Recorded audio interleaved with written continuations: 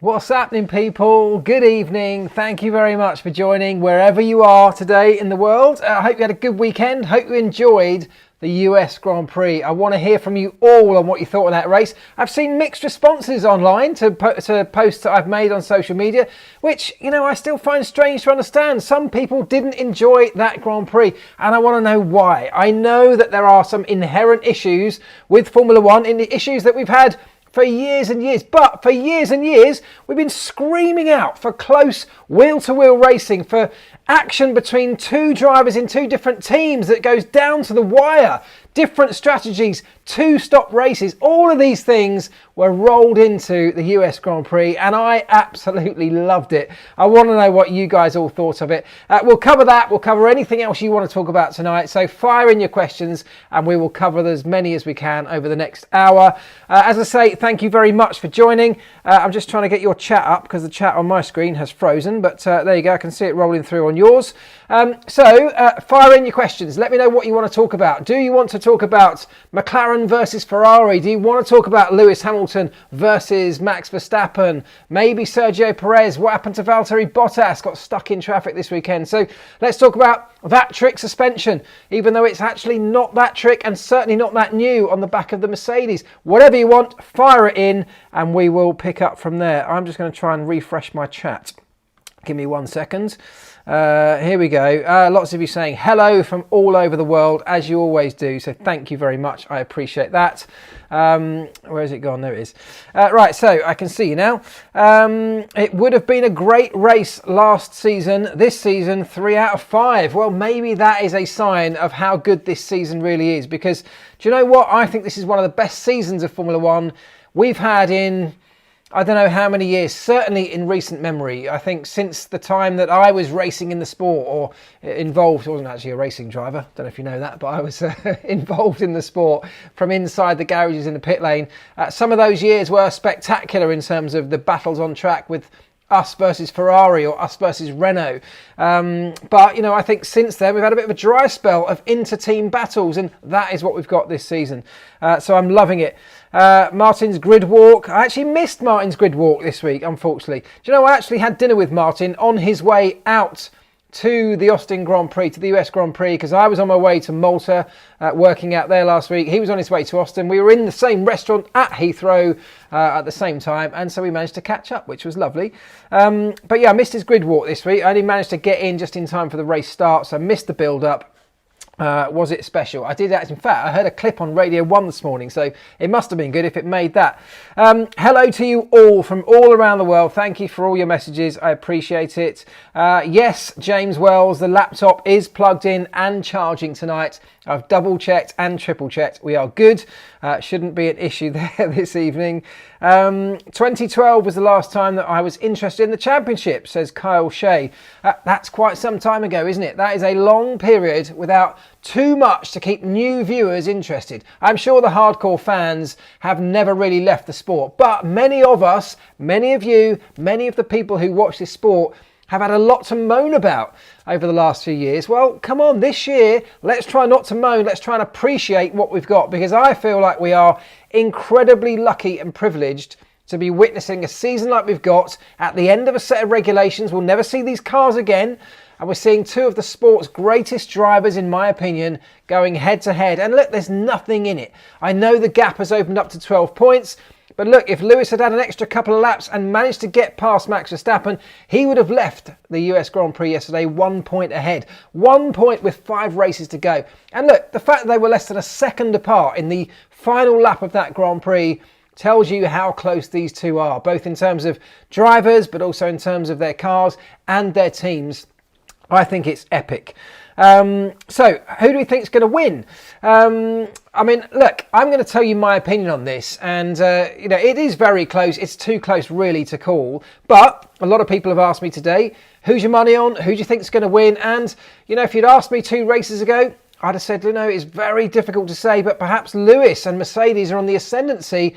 And yet what happened this weekend, and I'm certainly not making this as a knee-jerk reaction to what happened in the US, but if you look at why it happened, if you look at what strengths of that circuit and those conditions suited the Red Bull, I think, it's fair to say that the temperature was certainly one of those. The higher temps suited the Red Bull of Max Verstappen. Lewis and Mercedes seem to struggle a bit more with tyre management in the higher temperatures than Red Bull do. And if you think about the races that are coming up, we've left Europe, haven't we? We're going into the sun, we're going to Mexico, we're going to Brazil, and it doesn't always get that hot in those two particular places, but it can be. But then we go to 3 rounds in the Middle East where it will almost certainly be very, very hot. Mexico has traditionally not been a Mercedes circuit. It's definitely been a Red Bull circuit if you compare the two. Brazil, you could argue the same. I don't think it's going to be that clear cut. I do think it's going to be very, very close.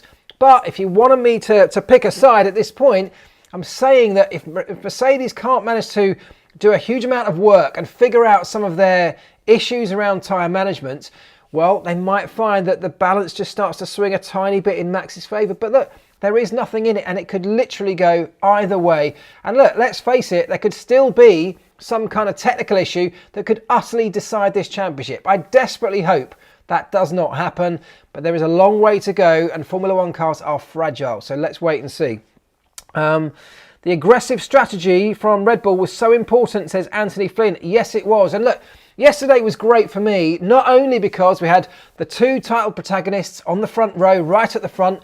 They switched positions off the start line, set up a fantastic race, but in response to that, Red Bull had to go incredibly aggressive, and I'm sure many of you, like I was at the time, sitting there watching it unfold thinking, oh my goodness, that's bold, and that could well put Max under an incredibly difficult situation come later in the race. I wondered if they'd made the right call, but you know what? The time management, the car management, the race management from Red Bull and from Max on Sunday was literally epic. It was brilliant to manage to eke those tyres out with enough performance left at the end just to hold off the inevitable fight back from Lewis. And I think Lewis did everything he could, and it was mighty close. There was nothing in it. Track position, of course, was why Red Bull made that decision, and ultimately it was track position that won them that Grand Prix. So a good decision once you look at all the factors played out after the Grand Prix. John Norris says, don't forget to smash the like button, and he's absolutely right. Hit that like button, I'd really appreciate it. Only 88 likes right now. Come on, we can do better than that. 88 likes, hit the button, please. Was putting Checo onto mediums the right decision?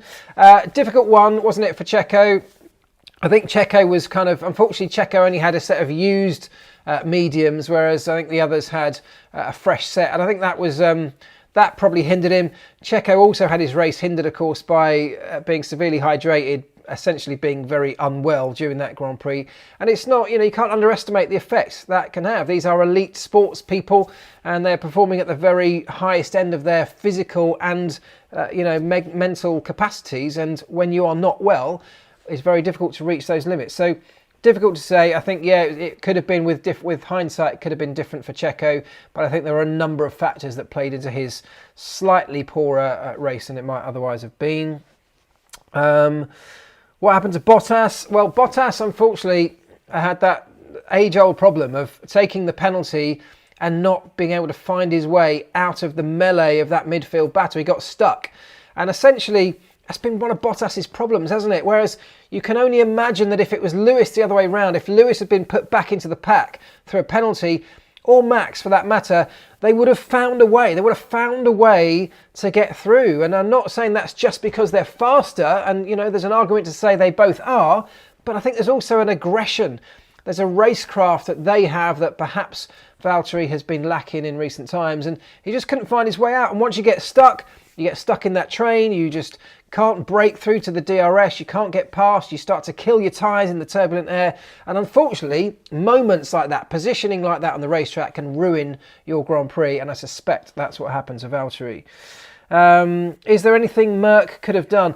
Right, well, let's just unpick the strategy briefly, because at the time when we were all questioning Red Bull's decision, when Max came in for that very, very early stop, the reason, of course, that he had to do that, I'm talking about the one late on, was because Lewis had found his way just about into the undercut zone. It was around about 2 seconds, and he was about 2.3, I think 2.4 when they pulled the trigger. if Lewis had had another lap, maybe another 2 laps and eked out a few more tenths, there is a possibility that Lewis could have gone aggressive and made that undercut work and potentially get out in front of Max. And that would have been disastrous for Max's race. So to stave off that potential threat of the undercut, their only real option, because Checo had dropped back a little bit at that point, was to go aggressive with Max, and they did that. That enabled them, of course, to maintain track position after Lewis made his stop, and essentially it did end up winning that race. So could Lewis and Mercedes have done anything different? Well, Lewis could have gone aggressive. They could have done the same thing in reverse. Perhaps they could have gone for that early undercut, but I think Red Bull, seeing that off, maybe just a lap, maybe 2 laps early, negated that opportunity that Mercedes might have had in that first instance. Beyond that, I don't think there was too much that they could have done. I think going as long as possible was the right call with Lewis, and then when they finally had to pull the trigger and pull him in for his final stop, they gave him every opportunity, and he did hunt him down, but just not quite enough. They were maybe a lap or 2 laps short, but that's it. Nothing much more than that. And that really kind of sums up the 2 teams and the 2 drivers. There's nothing between them. Probably the fastest guy over this weekend won the race, but not by very much. And that is as I think somebody, Martin Brundle, may have said at the weekend, that is a microcosm for the season. There's nothing in it. On this particular day, it was Max. On another day, it could have easily been Lewis. I don't think there's anything that any team could say they got horribly wrong. It's just that they are so closely matched. They were always going to finish closely on the racetrack come the checkered flag. Does Marc stand a chance? Will their rear end hack put them on top in tracks remaining, says Cody Butler. So the rear end hack, the collapsible rear suspension, and I'm sure you've seen this across the weekend. It's been picked apart by hundreds of people. It is nothing new. It's not something that is groundbreaking. It's not a new technology. It looks like Mercedes have gone for a slightly more aggressive version than other people have, but it's been around for many, many years. They've had it in different versions. They've had it in the form of the front to rear interconnected suspension, which also used to level out the platform. The idea behind it, of course, if you don't know, is when you start to reach maximum speeds or greater speeds on the straight, you can finally tune the valve setup inside, the rear heave setup, the rear heave spring and damper on the back of the car, which is the one that sits above the gearbox typically or inside the gearbox and supports the weight of the rear of the car when it's under load. And of course it has maximum load when it's at maximum speed, because that's when you get maximum downforce. Now typically that's set up to support the car, stop it falling down, stop it collapsing onto the racetrack. Now what Mercedes has done in this particular incident that you've all seen, but actually, as I say, everybody does in different forms and has been doing for many, many years, is when you see a certain load, which occurs of course at a certain speed with a certain setup around a particular racetrack, is that valve will allow the damper to essentially collapse, the spring rather, to essentially collapse and drop the rear of the suspension. When it does that, the aero platform of the car goes from being raked up at the back down to a much more level platform. Now that, first of all, accelerates the airflow under the car, it makes it more efficient, but it also stalls the diffuser. That means that the diffuser stops working and generating downforce, which you don't need on the straights, and also in doing so dumps a huge amount of drag, which enables you to reach a higher top speed. And as you get to the end of the straight, you hit the brakes, the speed comes off, the load comes back onto the car, and your suspension starts to rise back up, of course, to its previous position, and you get the downforce and the drag back onto the car that you need to go through the twisty bits. So it's a very clever system, it's very simple, but as I say, it's been run for, we were running something like that, not quite the same, but something like that when I was just leaving the sport in 2009. Those ideas were starting to appear up and down the pit lane. So it's been around in various formats for a long, long time. Will it help them at certain racetracks? Yes, of course it does. It helps them more at some tracks than others. I think we saw perhaps an even bigger benefit in Turkey than we saw around Kota, and it may be that other tracks. I haven't really analysed the new tracks, the Saudi track and the Qatar track. I'm not really sure the format, the layout of those in too much great detail yet. I haven't had a chance. So we'll have to wait and see. No one really knows which car or which driver those tracks are going to suit towards the end. But we do know, as I said before, it's probably going to be hot. And that little element may well play. At the moment, it looks more towards Red Bull than it will do Mercedes. Was the interactions between the FIA and the teams Alpine and was it exciting? So the FIA, Alpine, and was it exciting or embarrassing? It was a bit embarrassing, but I mean it's kind of funny. These kind of games happen all the time. The thing is, only this season are we starting to see, or hear rather, interactions being broadcast between the pit wall and Michael Massey, or the race director, whoever it is. But they happen all the time. They've always been happening for years. There's a direct intercom link from every one of those pit wall stands straight into the race director's room, so race control. And so these conversations are happening all the time. And so, of course, when I was sat in the garage, sometimes you get privy to those. You get to hear or to get to understand what's being talked about because it gets relayed back to us. It's just that this is a new thing for those people just watching on TV. And of course, the broadcasters tend to pick out the more exciting ones to put on the telly. Understandably so. So was it embarrassing? A little bit, but these are just conversations between two people who know each other very well, and it's all part of the games of the sport. It's just that we're starting to hear it. So nothing new, a bit silly, but just part of the game.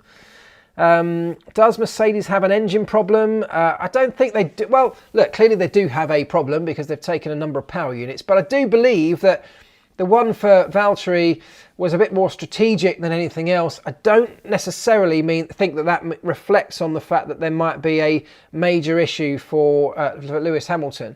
He obviously took his new power unit a couple of races ago, and hopefully, and I think Mercedes seem to think, that will last the rest of the season. We'll have to wait and see. Things can definitely change, and they'll get more and more data, more and more information, the more miles they put on these units. But let's hope, as I said before, that doesn't play a major role in this championship. It would be a travesty if we're robbed of on-track action just because of a technical failure. I mean, of course, it's part of the sport. You have to get the technicalities right to be able to compete in this sport. And if you don't, unfortunately, you do pay the price. But I think from a fan's perspective, we would love to see these two guys battling it out wheel to wheel right until the final lap of the final Grand Prix. That would be epic. And it would really seal off an epic season in exactly the right way. Lewis and Mercedes ultimately lost the race because they allowed the gap to Max to grow to way more than they could realistically close. Well, they didn't really just allow that gap to happen. They had little choice in terms of they knew that if they stopped early and, if they brought Lewis in to sort of cover Max, they were never going to win that Grand Prix. There was no way that Lewis on the same strategy was going to find his way past Max Verstappen. They just simply weren't as quick this weekend. And so their only real option was to put an offset in strategy to put Lewis on a fresher set of tyres towards the end, to give him a performance offset at a different stage in the Grand Prix. In my opinion, absolutely the right thing to do. And as I say, maybe they were a lap out. Maybe they could have hung on for an extra lap before the pit stop, but maybe Lewis's tyres had gone away too much, and that was the deciding factor. So easy to say afterwards. I think they kind of got everything as right as they could have done, and there just wasn't very much between the two cars. Would Honda hold any advantage at high altitude races coming up? Well, it's not necessarily that Honda would hold an advantage. I suspect that, Mercedes have never really worked that well. It's not that they've not worked that well. It's been, one of the weaker elements for Mercedes around this circuit. The high altitude does force the turbo to work an awful lot harder. Not sure of the strengths and weaknesses of their particular turbo for this, for this engine, for this season. We'll have to see whether that is one of their weak or strong areas. Maybe we'll find out some more next time out.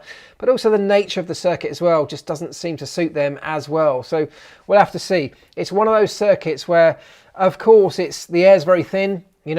Generating downforce is much harder than before. And we know that the Red Bull inherently is capable of producing more downforce relative to the Mercedes, and therefore you might argue at a racetrack where the air is incredibly thin and difficult to produce downforce, maybe Red Bull will have a small advantage in that area too. So let's wait and see. Difficult to call. I've tried to make predictions all the way through this season. In fact, my SeedStream predictions, the predictions table, the league that we've got in our predictions in our SeedStream app, I've been pretty awful at this season. I'd love to know if many of you have done better. I had a look the other day. there is an ever-growing gap between me and now what seems to be the top 10. I'm falling massively out of that, but so don't look to me for absolute predictions. I just can't call it, and that's perhaps what's so great about this season.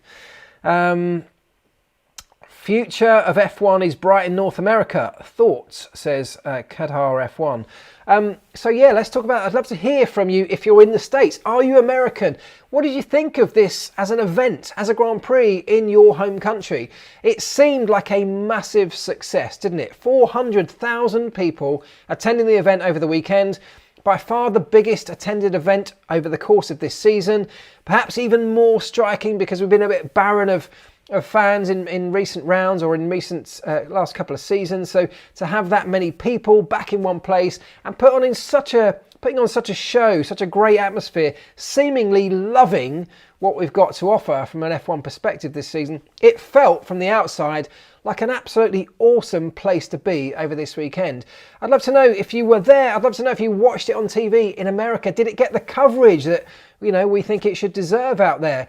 What about the timing? Did it clash with anything else? Were you able to watch it? I don't know what viewing numbers were like out there. Back here, of course, in the UK, it meant the race was on much later than normal, but actually for me that suited me. It was later in the evening, it was 8 p.m. start here in the UK, and that kind of worked with me because I got everything I needed to do done during the day. I got home and we were able to sit down and watch the race in the evening after dinner, so it kind of worked. But what do you think from wherever you are in the world? Rob Graham says we need a race in or around Toronto. Yeah, would love that. Thoughts on 3 races in the USA?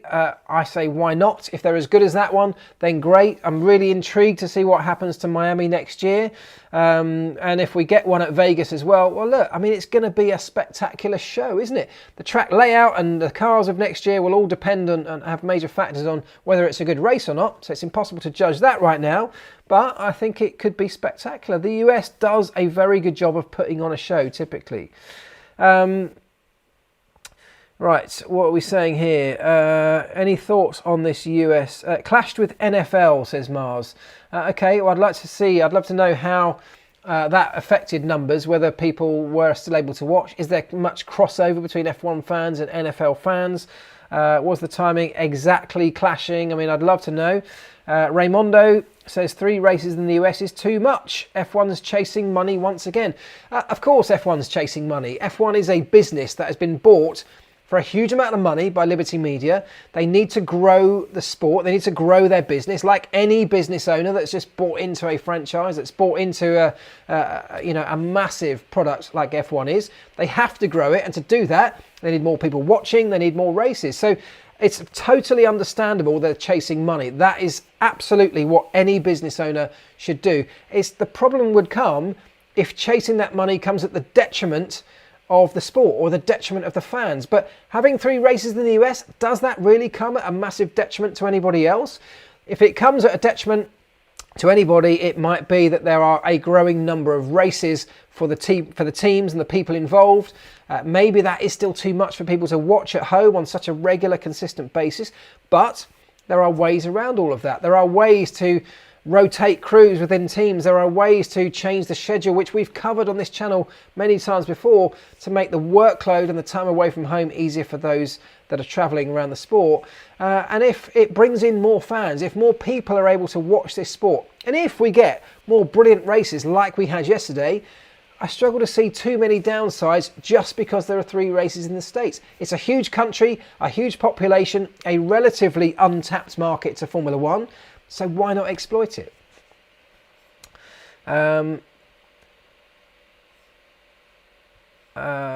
hold on. I'm American, says Michael Bergerino. I'm American, good race, but adding Road America would be better.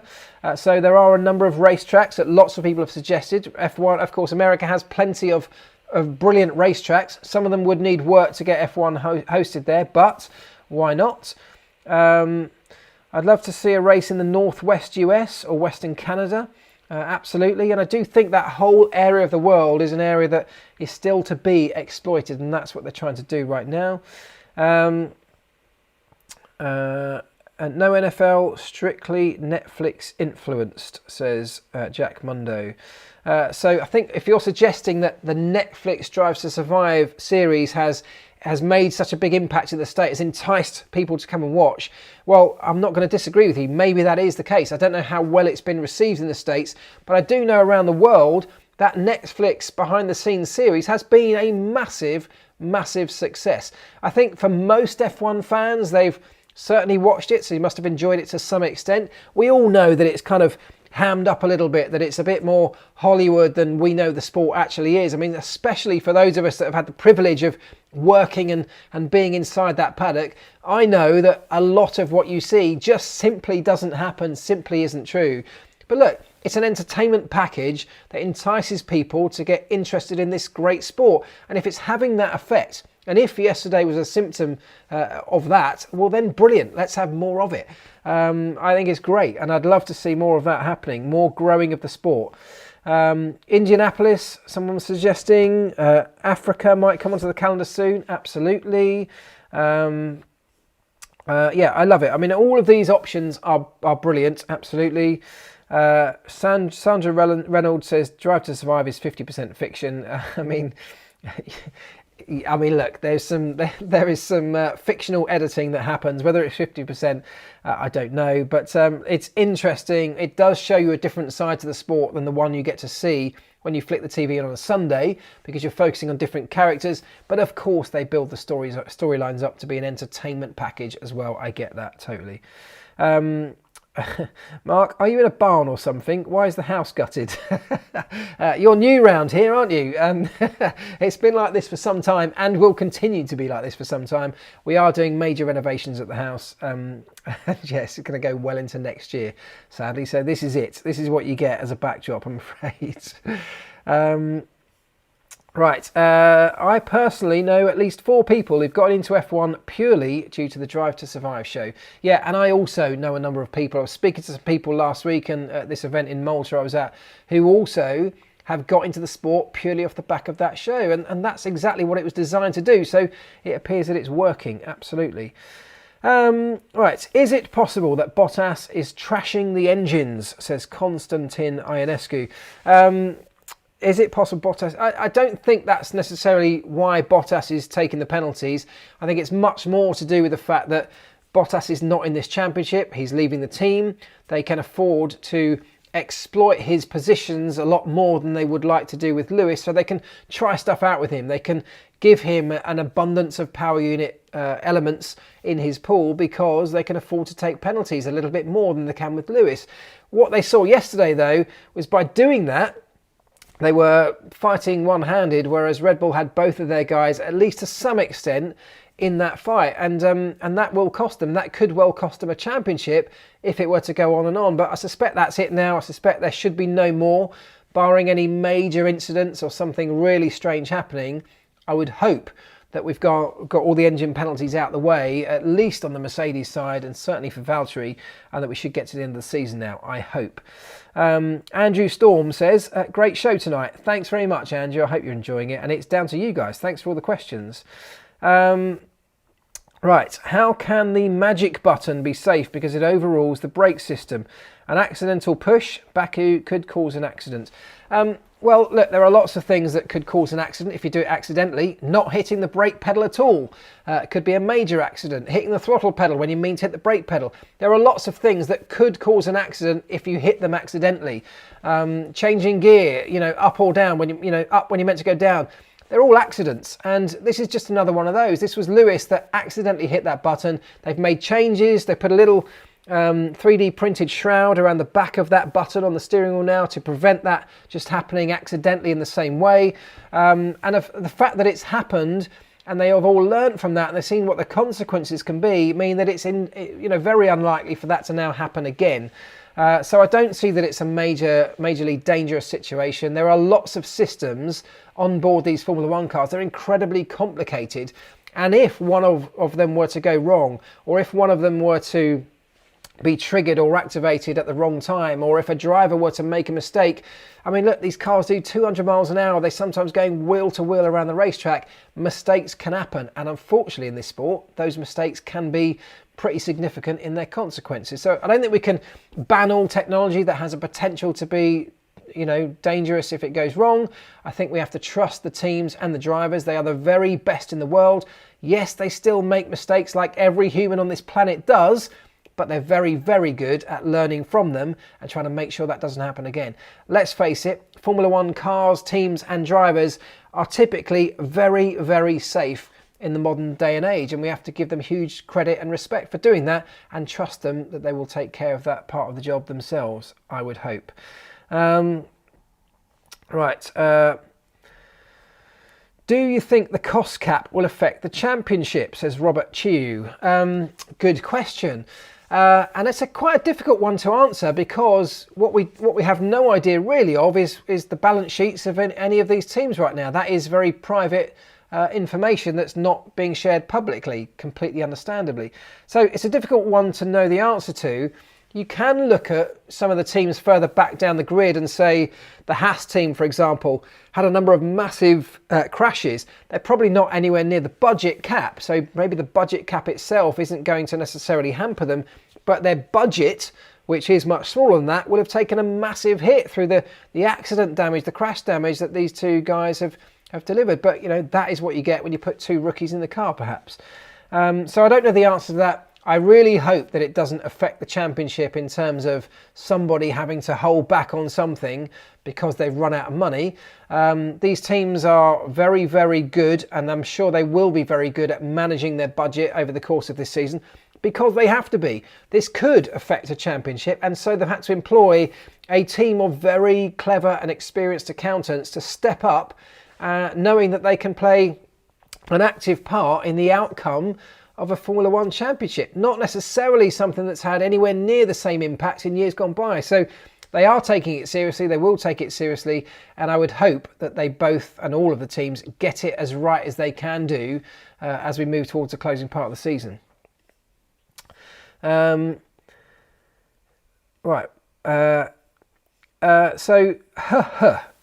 You don't need to keep writing the same thing over and over again. It will be a split championship this year.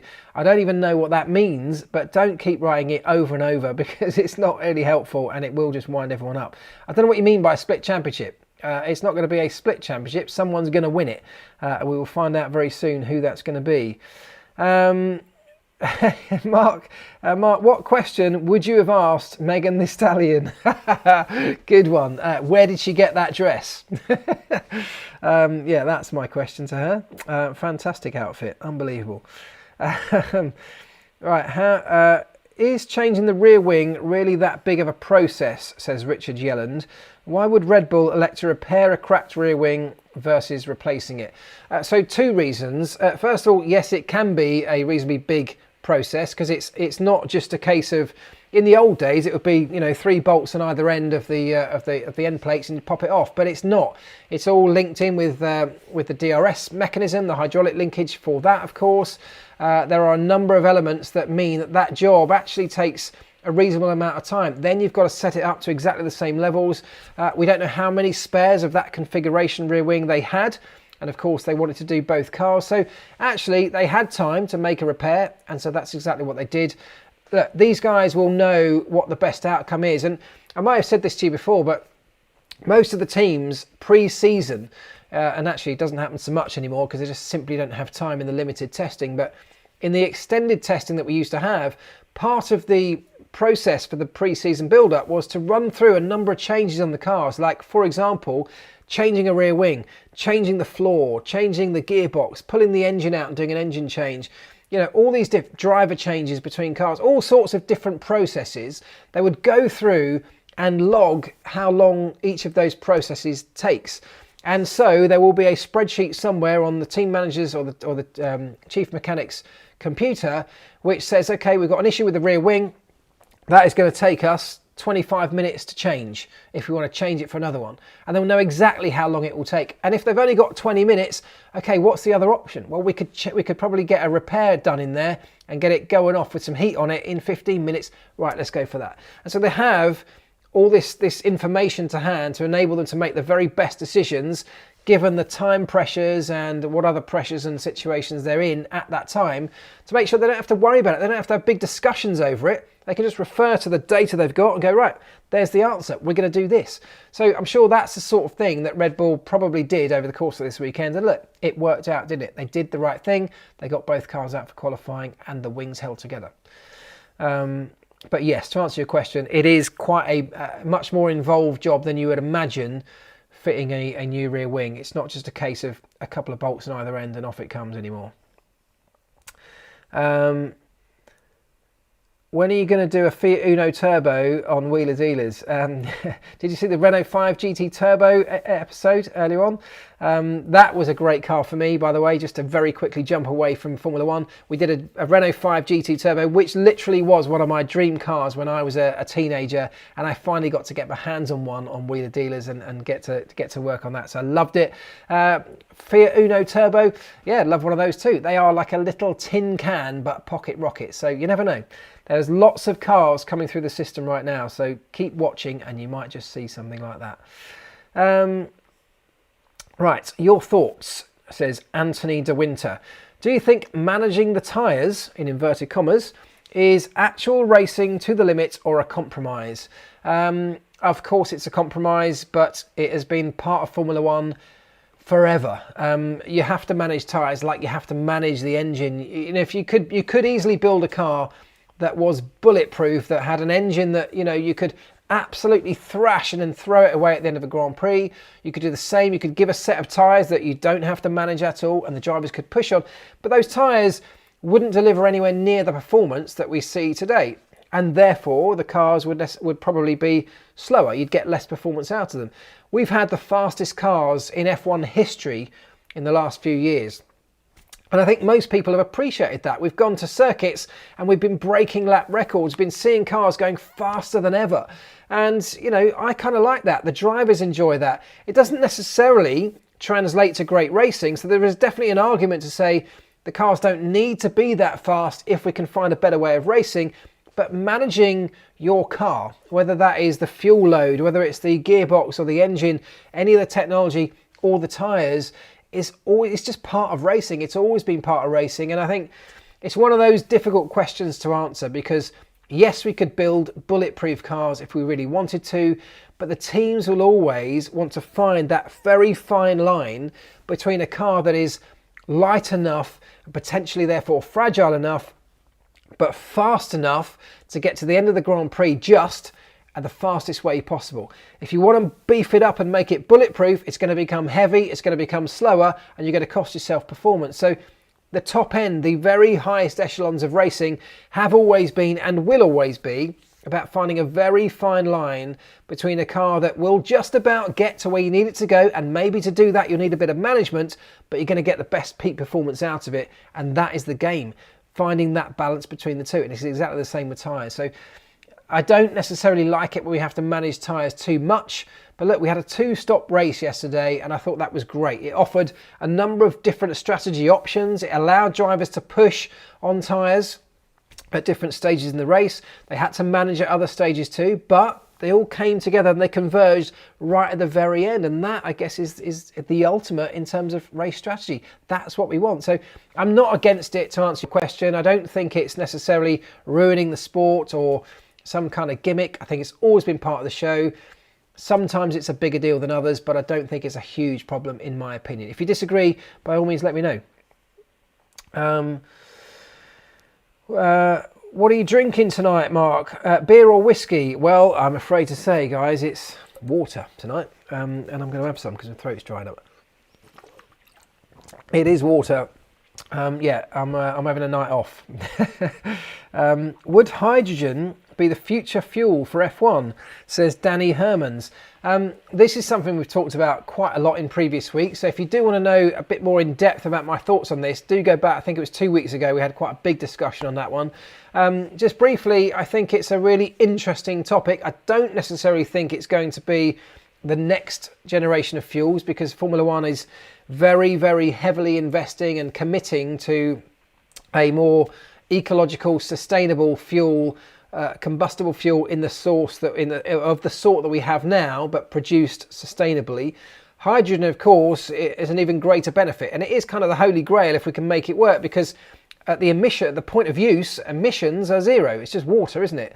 So that is the holy grail. I just think we're some way off that now, but I would love to see Formula One embrace that kind of tech and use our platform to develop it in a much more efficient and quick way than will currently happen in the wider world. So I'd love to see it.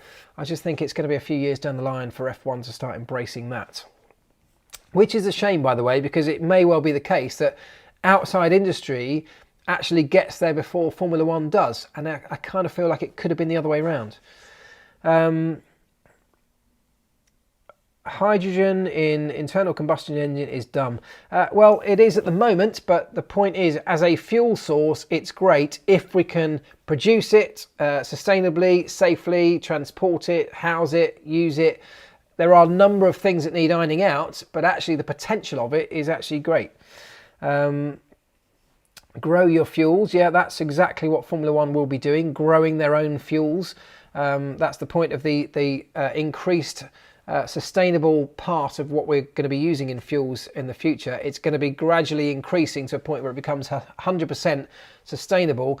I guess the downside of what we're doing, what we've chosen to do in the direction we're going on fuels, is that we're kind of a little bit behind the curve. We should be ahead of the curve in this sport, and we're a bit behind. The fuel we're using on the road right now is already E10. It has a 10% sustainable contingent to it, and yet Formula One is only going to that for next season. We're only at 5% today, and it feels like we've got an opportunity to really lead the way in an area of the automotive industry that's desperate to be developed, and yet we're kind of seem to be following in that area rather than leading the way. But let's see how the next few years play out.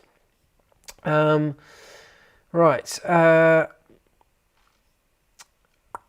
on, where are we? What's your take on Hamilton's engine penalty? Take on Hamilton's engine penalty. Which penalty are you talking about? What's your take on Hamilton's engine penalty? Sorry, Mr. Pratap. You'll have to explain that one. I'm not sure, unless I've missed something. I didn't get that, I'm afraid. What have you heard about the sale of Alfa Romeo? Will Andretti be competitive in Formula One? What I've heard is that those conversations it's not just hearsay, that stuff is happening. Those conversations are happening. It feels like it could well happen. And I've spoken to a number of people from inside the paddock who say the rumours are really growing to a level that normally when they get to that stage, it's not something that can be denied any longer.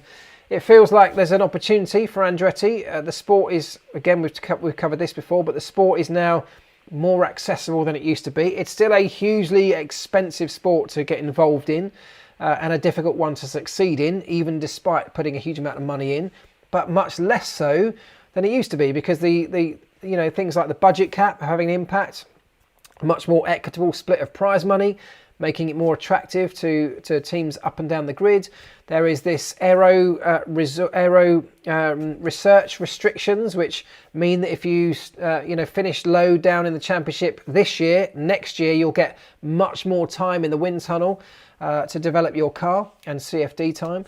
So that's attractive as well to a team that's a long way down the order. So if somebody like Andretti comes in, there will be an immediate advantage to them in that they have more research time to develop aero components of their car than other teams further up the grid would be. So there are a number of things that make it a lot more attractive, and I think Andretti are seeing that together with the rise of US interest in Formula One. It would seemingly make a lot of sense. I know that Formula One are massively keen on this happening, and I'm sure somewhere are sort of greasing the wheels of this deal behind the scenes.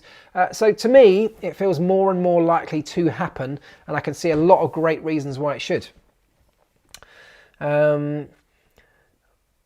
I would have liked Andretti to start up their own F1 team instead of buying an existing one. Now that is where things become a lot more complicated and don't really make any sense right now, because to start your own team, the investment is absolutely astronomical to do so. It's huge. And of course, what you do is you go in at rock bottom with no experience, no infrastructure. no people. You've got a very, very tough time starting a brand new team right now. Yes, of course, we're going into a new set of regulations, so it would make a tiny bit more sense to do it from next year than it would have done, say, 2 years, previously or in the recent times. So that kind of made some sense, but it just doesn't really make sense to invest that kind of money when you're going to be so far behind the opposition and having to spend a huge amount to try and catch up, and yet you're limited by a budget cap. So there are too many barriers to bringing in starting a brand new team right now. Even F1 have said they're not really that interested in enticing extra teams at this point. They want to get the new set of rules and regulations ironed out, settled down, and then at that point, then they might look at how they might bring teams in. Of course, there is also this, I forget the number, there's an astronomical fee that you have to pay for entry, which I think will be shared out amongst all other teams.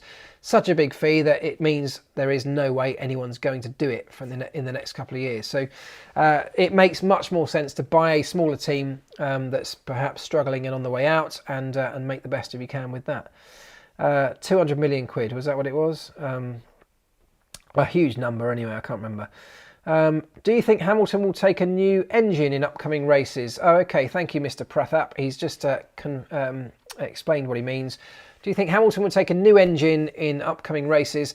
I kind of touched on it earlier. I don't think so, because I think they've got on top of the issues that they had by changing his last power unit. And I don't think necessarily the fact that Valtteri took a further penalty this weekend is representative of the fact they're still struggling massively. We'll find out more as they go through the races and get more information and more data back on the way their current power unit looks. At the end of every race, by the way, I don't know if you know this or not, but they will give each engine a full inspection, including looking down inside the combustion chamber, inside the cylinders with a borescope.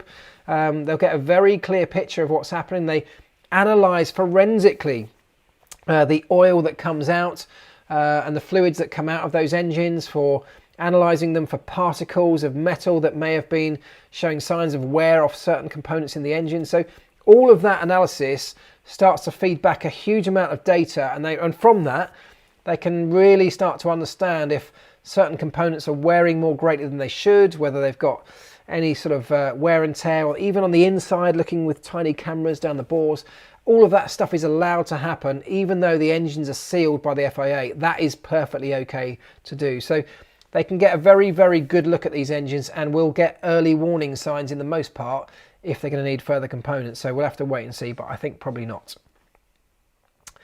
Do you think Ron Dennis is proud of McLaren's resurgence, or is that a stupid question? Chris A, there is no such thing as a stupid question. Absolutely not. Is he proud? I would say Ron Dennis will always be proud of McLaren. Ron Dennis built the thing essentially from the ground up, from a very small team into the huge group of companies that it is today. I'm not sure that he can take a huge amount of immediate credit for their most recent resurgence, because that credit has to go to the current management of the team in the most part. But look, Ron Dennis has built the place. He's built the people that are the core of that group of companies. So of course he can take credit for some of that, and of course he'll feel proud of it, I'm sure, as I'm sure he always will. Look, I worked there for 10 years and I will always feel proud of McLaren. It's the only team I ever worked for. I have no direct, correlation to what they do today, but I will always feel a sense of pride that I was part of that story, part of that McLaren, journey. And I'm sure Ron, to a much greater level, will feel the same. Nobody can ever take away what Ron Dennis achieved with this company. McLaren would not be McLaren today if it wasn't for Ron. So, and I can tell you from experience, there is a huge amount of respect for Ron from inside the walls of McLaren.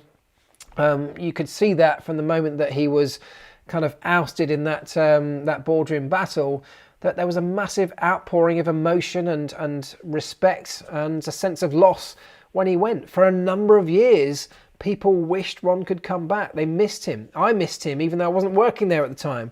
But look, the current management have steadied this ship and have turned things around. I think Andreas Seidel has to take a huge amount of the credit for taking that responsibility on. What he's done inside that team you know, in terms of appointing people, but also, and perhaps mostly so, in terms of the culture that is built inside the organisation.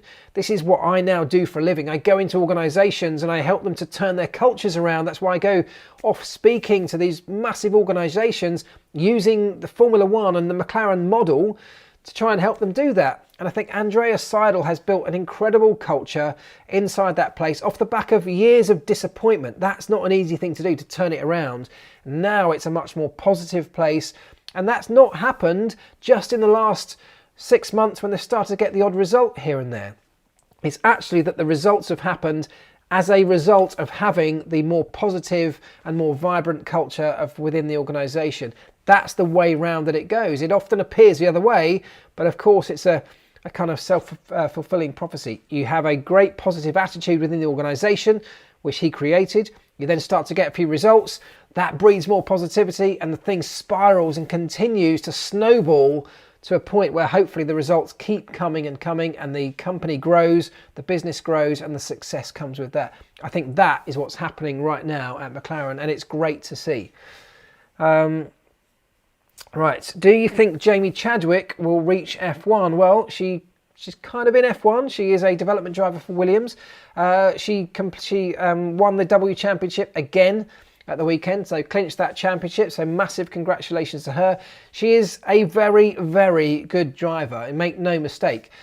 She has an abundance of talent. Whether she'll make Formula One as a race driver, it's difficult to say. It's difficult really to say whether anybody now can still break in if you're not a very young kid. It's difficult, isn't it? We're long gone are the days of seeing drivers have a successful career outside of Formula One and then find their way into the sport. That's incredibly rare today, because the major Formula One teams are picking up drivers as young kids in karting and the lower categories and grooming them almost to put them into their Formula One cars when they're 16, 17, 18, 19 years of age. And I'm not saying that Jamie is now too old for Formula One, absolutely not. But I wonder if her window of opportunity may be closing. I would honestly love to see her get her break. She's a lovely girl. I've worked with her a number of times on TV, and I'd love to see her get her break in this sport. Whether it'll happen or not, I don't think. I'm not quite sure. We'll have to wait and see. Right, sausage curbs. Do they need to go, causing more issues? Says Simon Cheshire. Sausage curbs.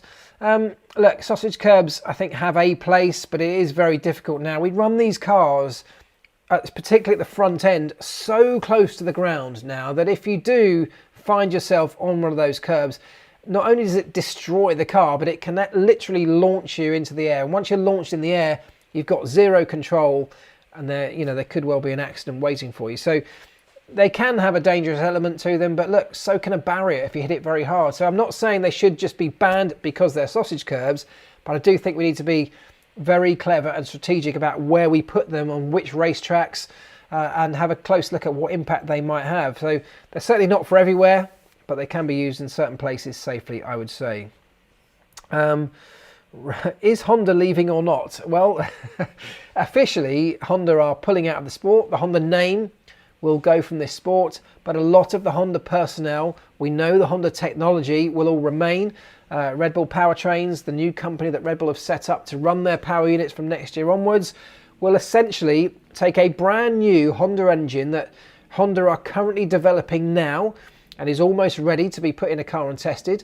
They will get that engine ahead of the start of next year, because that is the last time that you can lock in the hardware for the next period of Formula One's history.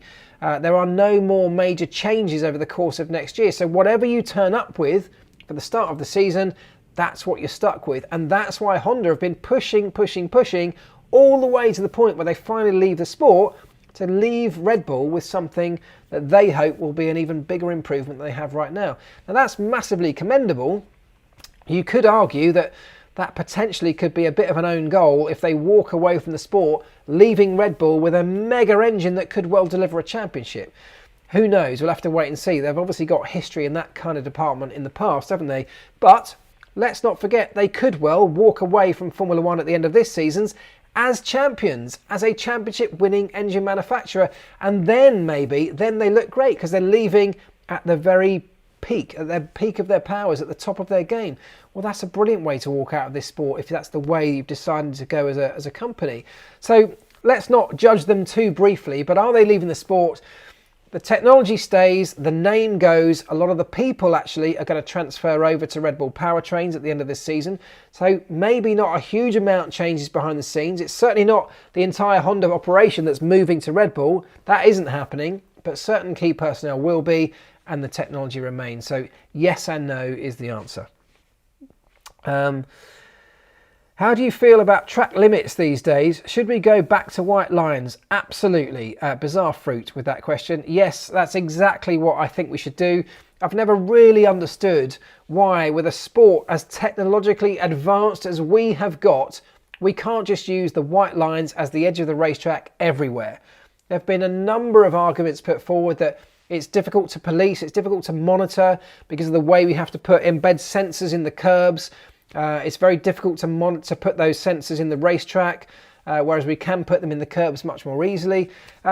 This is the pinnacle of technology, Formula One. You know, we can put sensors, cameras, we can do whatever we want. There are ways to make that happen, and yes, they may come at some expense in the beginning as we start to develop the technology, but they probably said that about VAR, they probably said it about goal line technology in football, or Hawkeye in cricket and tennis, and all these other things that have improved, in my opinion, the sport. We could easily do, well, VAR, has that improved the sport? I'll reserve judgment on that one. we could find a way to police track limits by using the white lines at the edge of the racetrack. Even the rule book has it down and says the racetrack is delineated by the white lines. That is deemed the racetrack, and yet, for some bizarre reason, we allow some random set of places to have outside curbs, inside curbs, a bit of AstroTurf as being the edge of the racetrack. And you know, the thing that confuses me about all of this is that we've got lap records being set in various racetracks. You know, back in the day, it was the white line. Now on a certain weekend, it might be the bit of AstroTurf that could be a metre beyond that white line or 2 metres beyond the white line. So if you're able to go that far out, maybe you can actually save a bit of time and break a lap record with it. Whereas if we went back to the proper edge of the track being the white lines, well, it might change lap times. And then is history kind of distorted in terms of lap records and track records and that kind of thing? I mean, I don't know, maybe that's not that important, but yes, I've got off on one there, haven't I? Yes, I would like to see the white lines become the edge of the racetrack once more. Keep it simple, keep it the same everywhere. We're talking about new fans coming into this sport. How can you explain to them that on one particular weekend, you can only have, you know, all four wheels up to the white line, but on another one, well, you can go 1.5 meters beyond that and you're allowed up to that little green bit of AstroTurf. It makes very little sense. So if you want to simplify it, let's go back to the white lines. Right, I nearly rambled my way past 11 o'clock there, guys. So we are just about there. Let's try and squeeze one more in. Who's going to win the championship this year? Well, I've already covered that one right at the beginning. I've given you my thoughts. What's your vision on the future? More electric in F1 and less ice, or what? Let's finish with that. Yes, I think that is what's going to happen. I think Formula One is going to migrate towards a larger hybrid proportion of the power unit. I think the internal combustion engine will get smaller. I think that is essentially reflective of society and the automotive industry. And what happens beyond that, I think, is a bit of a crossroads, or will get to a crossroads between going fully electric, which of course is locked down by Formula E. Formula One don't have an option unless they were to buy and take over Formula E. Don't think it's going to happen, but could do.